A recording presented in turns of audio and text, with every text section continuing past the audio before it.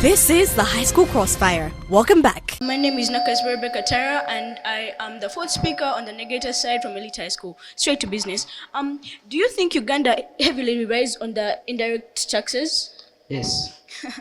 Can taxation exist without unemployment? Yes. Your colleagues have come up and told us that you're expecting the country to contribute taxes, right? How do you think that the poor are going to contribute these taxes? Like, you're saying that they are poor. How are they supposed to get out of this of this state of poverty? Pardon? How are the poor supposed to get out of this state of poverty? Which state of poverty are you talking about? And the poor. They are poor, yes. How are you supposed to get out of poverty? Is it tax? No. Exactly, but then you can get employed. Continue. Anyway, between informal and informal sector, which one contributes the highest number of taxes in Uganda? It's the formal. Are you sure? Yes. Is Uganda a first world country? No. Is Uganda under the poverty line according to the World Bank? Yes. Where do you think Uganda gets most of its taxes from? From the people. From the people. Which type of people? All the citizens of Uganda. All the citizens of Yes.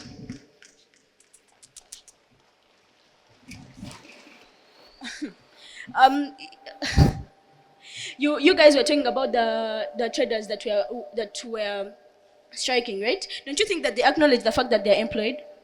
Yes. Dear Pano, dear August House, and it seems that negators do not understand what we are doing here. It's actually quite sad that they have come to debate such a thing. Our side, our negator side is here to show you that yes, we acknowledge the fact that there is inequality in the taxation system, but then it is not the major contributor. It is not the major cause. Do you know? If you're not employed, you cannot provide taxes.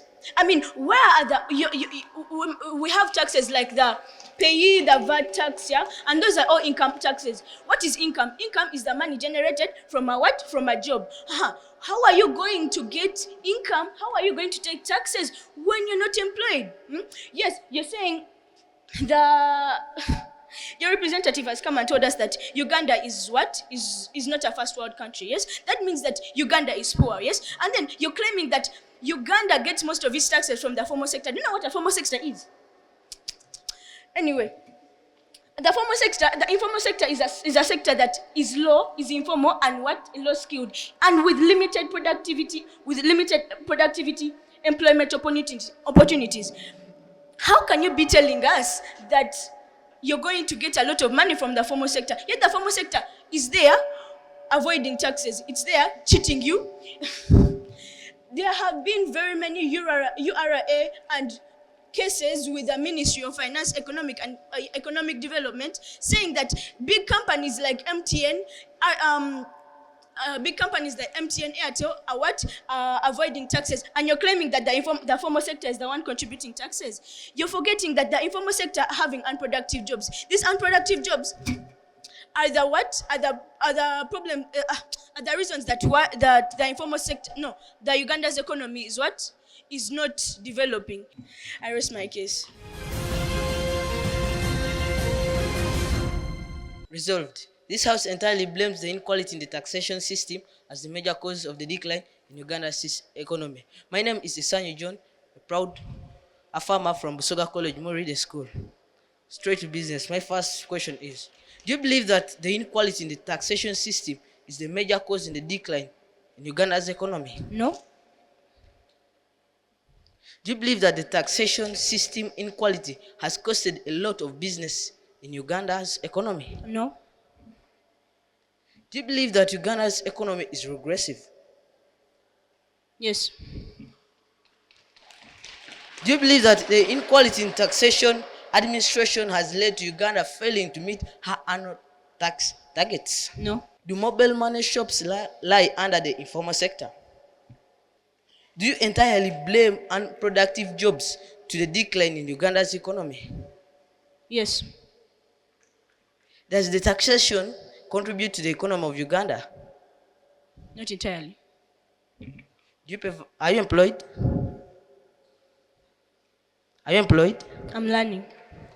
She doesn't know. Do you pay VAT? She's not sure.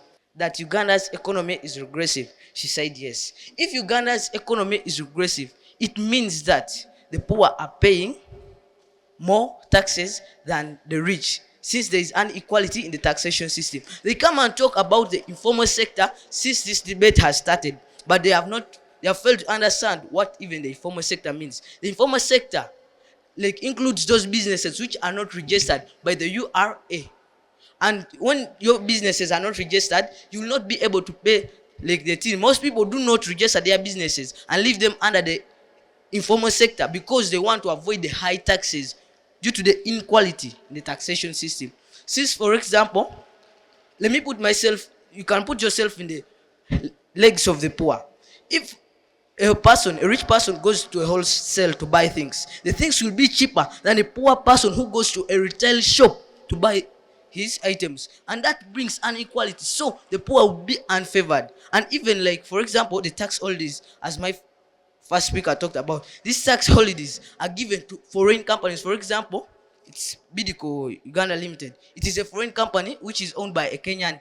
They have not shown us of any. There are no Ugandan countries.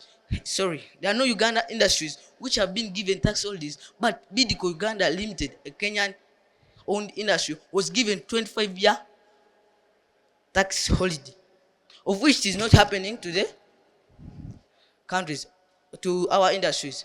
Do you pay VAT? I asked her. She doesn't know. She doesn't know that she pays the value added tax, which is added and all imposed on the goods as they come from the factory. I asked her whether she was unemployed. She said she's learning. She said that she cannot pay tax if she's unemployed. All of you heard that. She said she cannot pay taxes if she's not unemployed. And I asked her whether she pays VAT.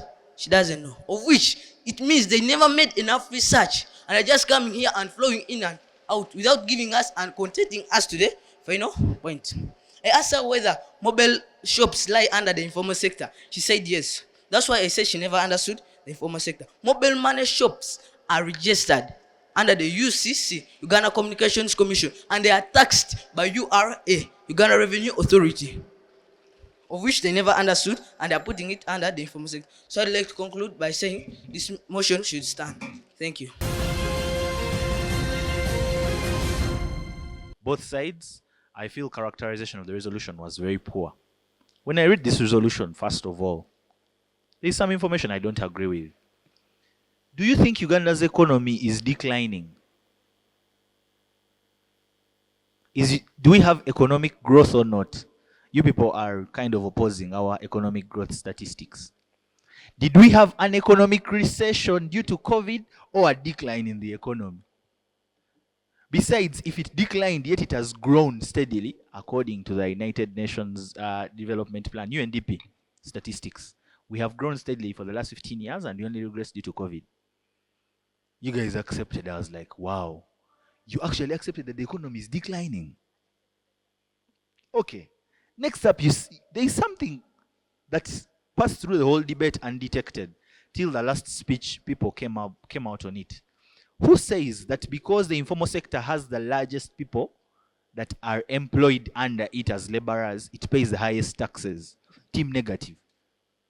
Are you aware that according to the recently published statistics of 2020-2023, 1,000 people, the top 1,000 people in Uganda, pay 70% of our taxes? Who says that because the informal sector has the highest employed people, it is the one that pays the most taxes?